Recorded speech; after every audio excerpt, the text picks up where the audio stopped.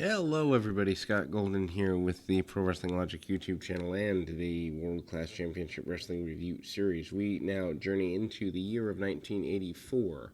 82 and 83 are now complete, and we journey into the year that a lot of people say that wrestling changed forever. The Hulk Hogan era in the WWF is mere weeks from beginning, and the territory is sure to feel the backlash of that.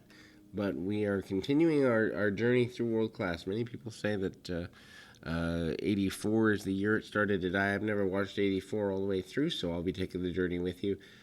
We open with Black Gordman versus Jose Lothario.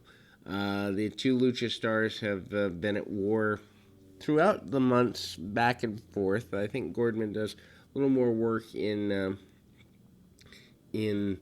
the Mexican area than Lothario did. Lothario seems to stay in Texas area a little bit more throughout his career also. We will see the debut of Jose Lothario's prize student, otherwise known as Shawn Michaels, the Heartbreak Kid, Hall of Famer, later in the year here in World Class. He doesn't stay long, but he is here. Very basic lucha-style match. Even at his age, Lothario using a lot of speed and leapfrogs and the like. Gordman heads to the outside and tries to break the momentum.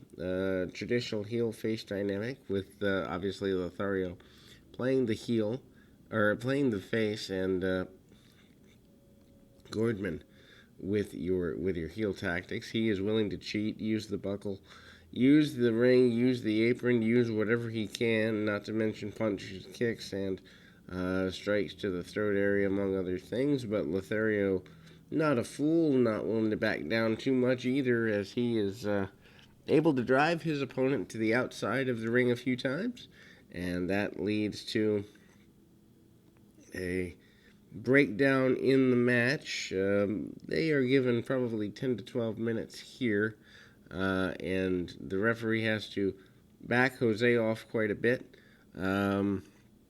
as Lothario willing to do just about anything to get his hands on his adversary, even if it means breaking a few rules in his own right. Abdominal stretch by Gordman, and you see him actually tap the hip of Lothario, giving him the Iggy and kind of bringing him over. The match, like I said, goes about 9 or 10 minutes, and Lothario does manage to gain the victory with an old school move, the backslide. Rare thing to win with, but he does it here. Comments from the Von Erichs and Freebirds about each other. They talk about things going on for months and months. Basically, the Von Erichs make it clear that the war between them is about to be over in 84, but Mike Von Erich and Kevin are teamed up in this one, and many people, including the Freebirds, saying that Mike is in no position to honor his family with that battle. They say he's about to step into a man's world, and there's no way that he can handle that opportunity. Terry Gordy and Buddy Roberts, the Freebirds that are left. Michael Hayes ostensibly run out of Texas, although we don't see the footage. That's saved for close to the end of the year reunion arena. Buddy Roberts still wearing the crazy wig. Terry Gordy, still with the shine and all that. And Mike and Kevin working together. I mean, it's going to be a lot of pressure for Mike Von Erich, who, has been around maybe a month or two at most, and already in a primary match with the Freebirds. However, Kevin takes the early part of the match, including a leaping crossbody on Terry Gordy that he almost overleaps his bounds or overstays his welcome. Kevin does the majority of the work, even staying in there with Buddy Roberts, flipping him, flopping him, flying him around. tag off, though, to Mike in the Von Erich corner, as is to be expected. Match goes back and forth. Buddy back in and out a few times. Buddy Roberts, certainly, I wouldn't necessarily say a weak link in the Freebirds, but if you need somebody to sell, Buddy's the guy to do it. Kevin carrying the match for his brother is to be expected. However, hot tag to Mike, and Mike comes in, House of Fire with some drop kicks, and cranks up a headlock of his very own. He is certainly not worried about things. We noticed that the Adriatic spike, or the dangerous spike of Gordy, has been eliminated, so they use that for a little while. Trip from the outside, most notably by Gordy, although the camera did not catch it. Mike gets beaten down for several minutes by Gordy, and they being the Freebirds, take over on the young upstart Von Erich, as is to be expected here.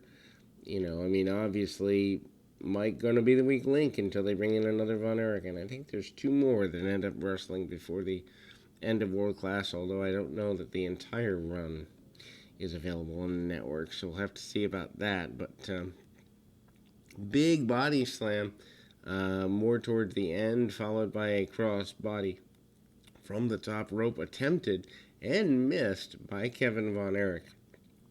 And Von Erich is quickly and soundly beaten down again by Terry Gordy. Referee, I don't believe, sees that Mike Von Erich is tossed over the top rope and to the floor.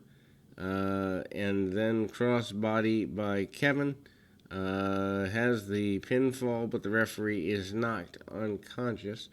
And so then we see the Freebirds do a little bit of double teaming and gaining illegal advantages. And the Freebirds are victorious. Or not quite yet. The Freebirds think they are victorious, going after Kevin and Mike, and the referee back to his feet. The referee also losing a good bit of control. Referees conflicted over the finish of the contest, but it eventually is given to the Von Erichs on a, I guess you'd say, a technicality, disqualification technicality. Comments from Jimmy Garvin with Precious are up next, and Chris Adams. Adams saying that if he wins this match, Sunshine gets 5 minutes with Precious and Garvin and all of that. He feels pressure as the American champion. This match, again, one of the better matches, worth going out of your way to watch the entire Garvin and Adams series if you are so inclined, just for the sake of good storytelling and a proper chase. It is Adams that is lighting up Garvin for several minutes in the early stage of the match, drop kicks and the like. Garvin breaks it down, tries to anyway, with head scissors, but Adams makes his way out of that, and then it is Adams that always keeps things going. It's interesting that with each other, they are both prone to taking more risks and moving their matches faster. Sunshine on the side of Adams, Garvin having Precious on his side. A missed second rope splash by the champion, the America's champion in Chris Adams, gives Garvin an advantage, and Garvin is able to hook the tights, hold the tights, pull the tights behind the back of the referee, and regain the America's championship. Sunshine and Precious do war with each other in the middle of the ring to close the first January edition of World Class in 1984. Till next time, keep your feet on the ground, your mind in the moment.